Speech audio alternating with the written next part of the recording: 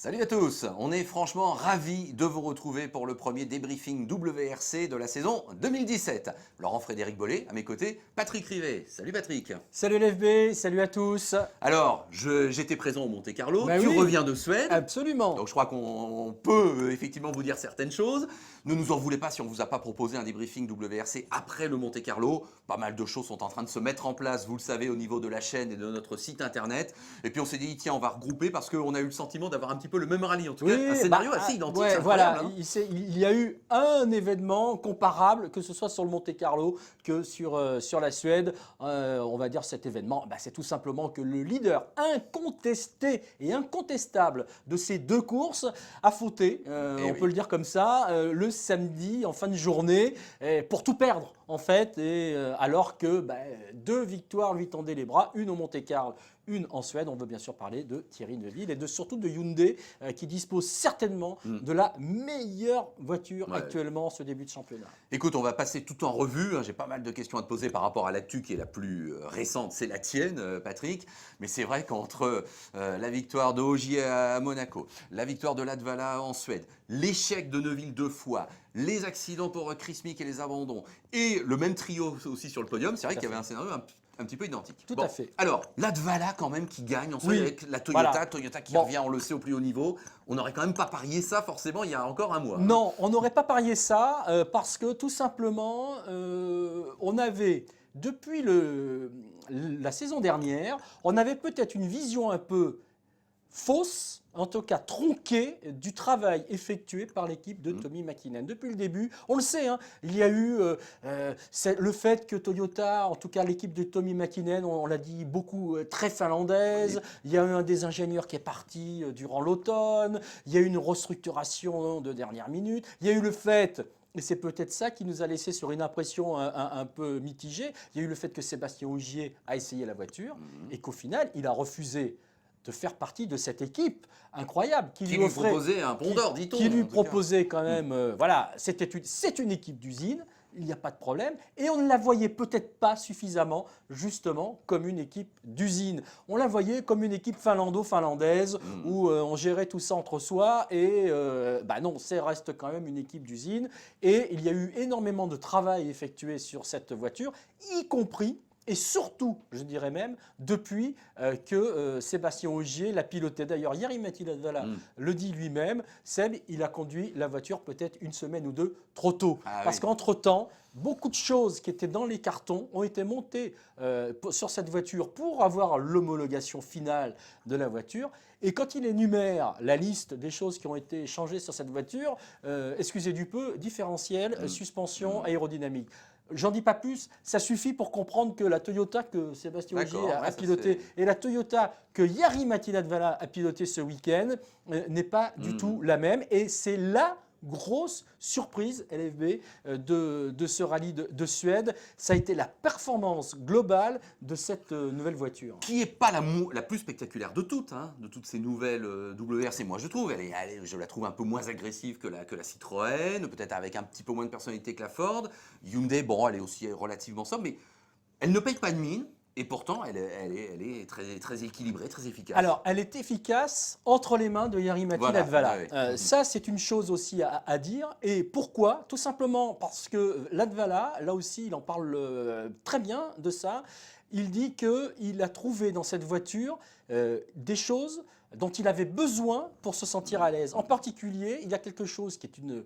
Mais c'est même pas une marotte chez Latvala, c'est carrément une paranoïa. C'est la sensation au freinage. C'est-à-dire que s'il n'a pas la bonne sensation quand il tape dans les freins, ça peut le perturber complètement. Et il a été perturbé par ça chez Volkswagen pendant pratiquement tout son séjour. Et tout son séjour chez Volkswagen, si on peut dire ça comme ça, à tel point d'ailleurs qu'il en rendait son ingénieur fou. Pourquoi? Parce qu'il essayait, il se disait, Sébastien Ogier, lui, règle ses freins comme ça. Il est quadruple champion du monde, ou triple champion du monde, 2 champions du monde. Il est champion du monde, il me bat, il va plus vite que moi, donc il faut que je fasse pareil. Et plus il faisait ça, moins il y arrivait. Là, il arrive dans une voiture qui est, la sensation au freinage. Donc il est en confiance. Et si vous avez un Latvala en confiance, attention, ça reste un des meilleurs pilotes de rallye au monde, surtout sur un terrain qu'il apprécie et qu'il connaît bien, la Suède. Moi, il m'a bluffé, je te le dis franchement, à la Power Stage. Écoute, on lui demandait pas de la gagner cette Power Stage, c'est toujours un peu le compromis à trouver entre celui qui va gagner le rallye et puis cette dernière spéciale à bien négocier. Écoute, il a pas fait une faute d'écart. La trajectoire était impeccable. Et il bat Ogier à la régulière. Et il marque 30 points d'un coup. Il est le premier à faire le grand chelem. Exactement. Alors, il faut bien voir, par rapport à ce que je viens de dire, un Latvala en confiance, un Latvala qui n'a plus besoin d'avoir de gourou à côté de lui, puisque son gourou, c'est Mäkinen, quelque part qui le devient. Si vous avez vu le programme du dimanche, et si vous avez vu cette réflexion qu'il fait, il dit « J'ai beaucoup discuté avec Tommi Mäkinen », et Tommi Mäkinen me dit « Mais oublie les réglages, oublie tout, oublie la voiture, vas-y, fonce ». Pilote. Et ben c'est ce qu'il a fait. Il faut pas lui. Voilà, ça lui a suffi pour entre guillemets, ça lui a suffi. Déjà les jours d'avant, c'est le seul devant qui n'a pratiquement commis aucune erreur. Ogier en a fait, il le dit lui-même. J'ai fait des petites bêtises, dont une grosse le dimanche matin. Tanak en a fait un petit peu aussi, mais le seul qui n'en a jamais vraiment fait, qui n'est jamais allé goûter du mur de neige et qui a été d'une constance incroyable, bah, c'est Latvala. Et ça a été la même chose au Monte-Carlo, je t'assure. Puisqu'il y avait même en salle de presse une petite réflexion amusante d'un confrère un petit peu caustique qui avait dit c'est incroyable, tout le monde est sorti sauf Latvala. Bon, c'est ça. Théoriquement, voilà, l'année exactement. dernière, il sortait une fois. Bon, voilà, par rallye. Exactement. Donc, effectivement, il était passé à travers les gouttes. Alors, évidemment, dans un premier temps, c'est moins flamboyant que Neuville. Et je te propose d'enchaîner tout de suite avec Neuville. Qui nous interpelle là. Je vais quand même revenir vite fait, si tu veux bien, sur l'avant Power Stage. C'est étonnant. On va discuter avec Sébastien Ogier et il nous dit je vais voir parce que quand même tous les points sont bons à prendre. On le sait très bien dans la fin d'un championnat. Il ne faut pas trop laisser passer les points. Il ne faut pas trop. Donc, et moi je lui dis tu vas faire comme d'habitude. Si tu sens que tu peux y aller, tu vas y aller. Il me dit ouais exactement. Si je sens que je peux la décrocher cette Power Stage, je vais le faire. On va voir Latvala et qui nous dit j'ai appris une chose de Seb, c'est qu'il ne faut jamais lâcher un seul point. Ils ont exactement la même remarque à 3 minutes d'intervalle. Et ça, c'était sympa. Et il dit si je peux faire les 30 points, je les ferai. Voilà, c'était déjà pour te donner un petit peu notre sentiment et son sentiment à lui par rapport à ce que tu as vécu toi en regardant la Power Stage. Évidemment. Et à ce moment-là, au départ de la Power Stage, ils sont 3 à avoir la même idée et la même envie, puisque le troisième, il se nomme tout simplement Thierry Neuville, pour en revenir à ce que tu disais. Neuville, il a été impressionnant de vitesse. On est d'accord. Le vendredi et samedi jusqu'au 1,9 km de cette super spéciale. Là où il est le plus impressionnant, c'est qu'il arrive, et c'est là où le duo qu'il forme avec cet Yvain Coupé est quand même assez remarquable. C'est-à-dire que dans la journée du samedi, en particulier dans cette fameuse spéciale de Vargassen avec la colline Crest, etc., le deuxième passage de colline Crest, il n'attaque pas, il assure. En assurant, il chip encore une fois le meilleur chrono à Seb Ogier pour 1 seconde 1 ou quelque chose comme ça, ou 3 secondes 3. En tout cas, il parvient à réaliser le meilleur temps, il en est le premier surpris. Mais la combinaison qu'il fait avec cette voiture, c'est ça. C'est le côté, j'ai pas besoin de forcer pour être le plus rapide. Donc il va bien. Il va vite et la voiture, franchement, c'est sans aucun doute la meilleure voiture de ce début de saison. Sauf qu'au niveau, quand on regarde les comptes et quand on regarde les positions au championnat, que ce soit pilote ou constructeur, c'est incroyable. Cette voiture devrait avoir, Neuville devrait avoir 50 points au minimum. Il aurait gagné les 2 premiers rallyes, on n'aurait rien à dire. Rien à dire. Il les domine. Donc il craque à Monaco le samedi dans l'après-midi, parce que c'était la dernière spéciale du jour, mais il se trouve que c'était en milieu d'après-midi. En Suède, en soirée, mais c'est encore la dernière spéciale du samedi. Pour revenir aussi sur cette domination, il est clair aussi, surtout en Suède, qu'elle est aussi due à sa position de départ sur la route. Ça sera encore le cas au Mexique. Il faut voir qu'en Suède, on n'est pas dans une situation terre, mais il n'empêche que Tanak, par exemple, a souffert le vendredi, il le dit. Moi, je n'ai pas l'habitude d'être le deuxième ou le troisième sur la route, donc ça a été un petit peu compliqué pour moi. Thierry Neuville, quand il arrive, lui, au départ des spéciales, la petite neige qui a pu tomber, surtout vendredi après-midi où il a reneigé un petit peu. Donc cette neige fraîche qui se met sur la trajectoire, il n'a pas eu. En Suède, il y a toujours le rallye historique. C'est un cauchemar pour les 3 premiers. Et Seb Ogier le dit, il faut refaire les traces parce que les traces des Volvo ou Saab d'il y a 30 ans, au secours, quoi. Donc il faut refaire la trace. En plus, s'il y a un petit peu de neige fraîche, eh ben, il faut les nettoyer. On les nettoie pour qui? Ben, pour les pilotes qui arrivent après le 4e, 5e. Et tous ceux qui sont derrière, là, ils bénéficient d'une vraie trace. Ils ont les bonnes trajectoires. Donc, Oui. ils savent que s'ils visent la trajectoire, c'est la bonne. Bon. Donc, ils sont forcément plus Bon. rapides. Il faut mettre ça aussi en perspective. qu'il y ait des parce explications, que Neuville soit bon, oui. ça on le sait. Que la Hyundai soit une bonne voiture, et c'est vrai. On a l'impression qu'elle n'a pas vraiment de défaut. Donc, il n'y a pas de sous-virage, il n'y a pas de sur-virage. Ça passe très bien. Mais il y a aussi la position sur la route. C'est un ensemble. Bon, c'est c'est une un globalité. ensemble. Certes, le fait est qu'au bout du compte, Voilà, il y a ben, deux voilà, parce désillusions que, totales voilà. Alors, et deux erreurs. autant, je sais pas, mais autant peut-être que celle du Monte Carlo, on est en spécial. Après tout, on est en spécial sur un sol qui est un véritable piège. Après tout, pourquoi pas. Bon, là, franchement, Thierry, si tu nous écoutes, et je sais qu'il y a quelques fan belge, que j'ai d'ailleurs croisé au pied du podium de Torchby. Désolé de le dire, mais là, franchement, aller faire une cagade pareille dans les 1,9 km d'une super spéciale où il n'y a aucun enjeu, une super spéciale, c'est ça le piège d'une super spéciale. C'est qu'on n'y gagne rien, mais on peut tout y perdre. Et bien ça a été le cas. Il suffisait qu'il prenne la route au milieu, s'il perdait 10 secondes ou 5, mais peu importe. Il en avait 43 d'avance, avec 43 secondes Et il avait d'avance. 51 secondes d'avance Voilà. au Monte-Carlo. Après, il le dit, ouais, j'ai bien vu que c'était un peu limite, j'ai voulu corriger la trajectoire et ça n'a rien corrigé du tout. Bah oui, mais il n'empêche que voilà, c'est le genre d'erreur qu'il ne faudra plus commettre. Parce que franchement, au vu des 2 premiers rallyes, il peut s'installer comme un des pilotes capable d'enlever le titre de champion du On monde. est bien d'accord. Sauf qu'il a perdu énormément de points face à 2 pointures. Oui. Parce que perdre 36 points face à Ogier, c'est dur à remonter. Et puis, il en a 40 de retard sur Latvala, qui est quand même aussi, quoi qu'il arrive, une pointure. Ben oui, déjà, il se met dans une optique de course-poursuite, un peu de pression et d'obligation de résultat qui va pas être forcément facile pour lui. Bon, bah écoute, affaire à suivre. Alors, on en vient maintenant au 3e thème, Sébastien Ogier. Bon, puisqu'évidemment, on l'a guetté pour son transfert et son premier rallye avec Ford M-Sport. Alors évidemment, ça s'est magnifiquement passé à Monaco. Plus difficile en Suède, Plus tu difficile. confirmes? Oui.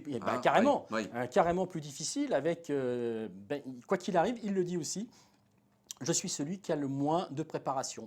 Et c'est vrai que ce qui est cruel, d'une façon, on le regarde aussi d'une façon un peu froide comme ça. Ce qui est cruel, c'est la comparaison par rapport à Otanak, en particulier dans la journée du samedi. Ce qu'il ne faut pas oublier, c'est qu'Otanak, c'est lui qui a développé cette nouvelle voiture 2017. Il est dans le projet depuis le début. Oui. Donc forcément, quelque part, cette voiture, il la connaît par cœur. Il a une confiance dans cette voiture et il a certainement aussi mûri mentalement Otanak. Et tout va bien pour lui. Sébastien Ogier, on le voit sur les spéciales, quand on est au bord de la route, on voit bien qu'à un moment donné, il va y avoir une petite hésitation. Il va y avoir peut-être un petit coup de frein un peu plus appuyé. Là où avec la Polo, il n'y aurait pas eu de problème.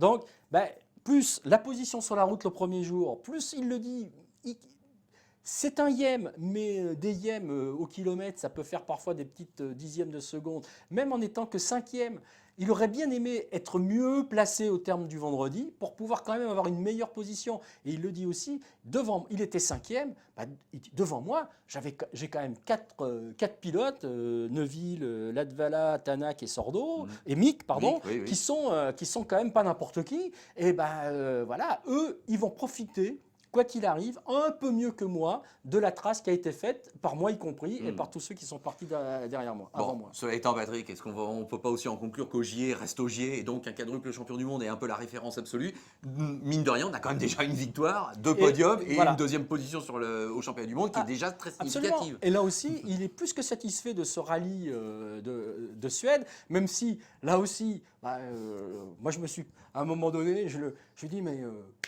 est-ce que tu sais que tu vas peut-être vivre un rallye dans lequel tu n'auras pas inscrit le moindre victoire de spécial? Je lui dis, ça t'est pas arrivé depuis quand? Alors là, je lui dis, rien de méchant, bien sûr, mais quand même, on ne peut pas ne pas l'aborder. Et peut-être depuis l'époque Skoda, c'est-à-dire quand il était donc à l'époque en S2000, et qu'il fait son année un peu de transition. Il a fait son année de transition pendant laquelle il préparait la Polo. Et Ça, c'est la question que je lui pose, on en parle ensemble, avant la Power Stage. Oui. Je le retrouve après, hilar devant le tableau des résultats. Je le regarde, je lui dis, ça y est, alors, ça y est, tu l'as, ta victoire de spécial. Il se retourne vers moi, il me dit, ben non, il Oui. m'a battu. Oui. Donc, il était Fanny, et à la limite, il en riait presque de s'être fait battre par Latvala, parce qu'au global, au bilan, ben, il dit quand même, moi ici, je ne suis pas forcément arrivé, voilà, il connaîtrait encore.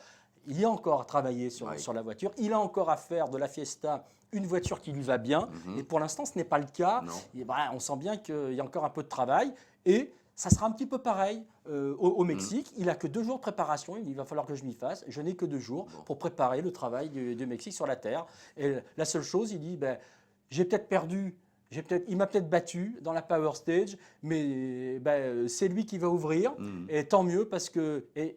C'est ça aussi ce qui est sympa, c'est que si on veut voir la dernière fois où Sébastien Ogier n'a pas été Oui. premier sur la route, c'était au Mexique, c'était en 2014, c'était au terme du rallye de Suède 2014, et le premier à ouvrir la route au Mexique, c'était un certain Jari-Matti Latvala. Donc l'histoire se répète. Oui, tout à fait. Et comme je l'ai pu le dire à Julien Ingracia, ah ben, rappelez-vous qu'en 2014, la dernière fois que vous êtes donc arrivé, vous imaginez, il a fait donc ensuite la fin de saison 2014, saison 2015, saison 2016, en étant toujours le premier sur la route, malgré les règlements qui ont été faits. Et bah, ils avaient fait carton plein, ils avaient fait la victoire et la Power Stage, donc on ne sait jamais. Dernière petite question avant d'en arriver à Citroën, Patrick. On a quand même le sentiment, pour finir sur Ogier et M-Sport, que nos amis anglais d'M-Sport sont vraiment pas mécontents, en revanche, d'avoir Sébastien Ogier avec eux. Hein. Il y a vraiment une vraie osmose, j'allais dire, un peu à ce niveau-là. Bah oui, parce que comme tout champion du monde, et il faut y associer Julien Ingracia aussi, comme tout équipage champion du monde, ils ont des exigences, mais qui deviennent pour toute l'équipe, que ce soit les ingénieurs, les mécaniciens, ce ne sont pas des exigences, c'est une évidence. D'un seul coup, ah ouais, oui, mais bien sûr qu'il faut faire comme ça. Donc en fait, ils sont en train de remettre le niveau de M-Sport au niveau mondial. Enfin, Malcolm Wilson ne peut être que satisfait de la chose, et ce d'autant plus que derrière, on s'aperçoit que Tanak est là aussi et que c'est important au niveau des points. Ben, si on fait le bilan au niveau comptable, ben, la meilleure équipe en 2 rallyes, c'est M-Sport, parce que les 2 pilotes 2 fois sont sur le podium, et personne ne peut en dire autant. Ouais. Alors, et notamment pas Citroën. Alors moi, à Monaco, bah écoute, j'ai vécu un cauchemar pour Chris Mick, à distance, hein, il a tout eu. L'accident, la panne, l'accident en liaison, bon là ça dépasse même l'entendement.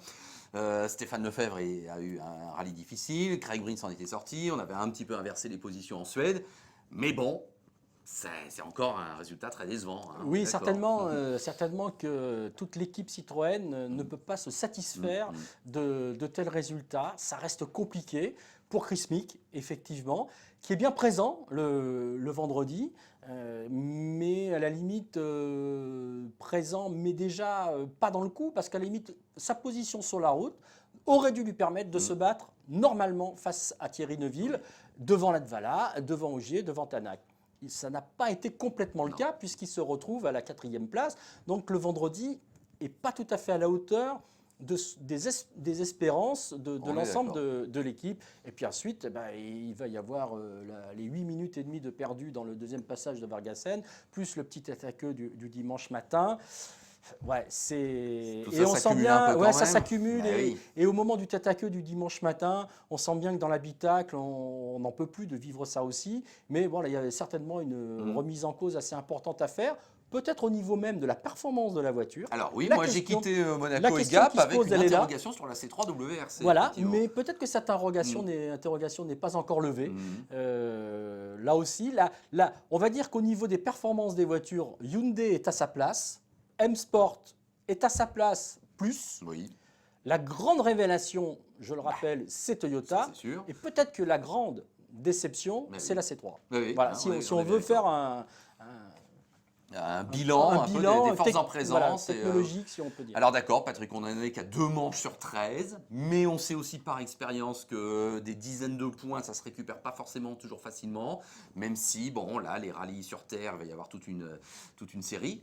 Avec quand même par la Corse, effectivement. Ça, c'est le changement au niveau du calendrier. Bon, tout ça pour dire que vous suivrez cette année de WRC sur notre antenne, bien sûr, et avec nos débriefings. Et tout ça pour confirmer aussi, LFB, pour conclure, qu'on pensait tous que le départ de Volkswagen allait remettre tout en cause, eh ben c'est le cas. Oui, c'est le cas. Et franchement, d'avoir une victoire M-Sport et une victoire Toyota, eh bien, c'est un début de championnat extraordinaire. Oui. Et ça nous promet un championnat extraordinaire parce que Hyundai et Neuville ne peuvent pas rester comme ça. On est d'accord. Citroën ne peut pas rester Non, comme non ça. plus. Donc, les bagarres, eh ben, il va y en avoir. Oui, oui. Et des différents vainqueurs, il va y en avoir. C'est pour ça que, comme le dit si bien Ogier et Latvala, tous les points pris maintenant, Oui. ils pourront servir plus tard. Voilà, on est Voilà. parfaitement d'accord avec cette conclusion qui s'impose d'elle-même. Merci Patrick. Merci à tous. Merci à vous. Et puis bah voilà, on est toujours là et on va continuer de passer l'année ensemble à débriefer. On aime bien ça. Allez, à bientôt. Salut.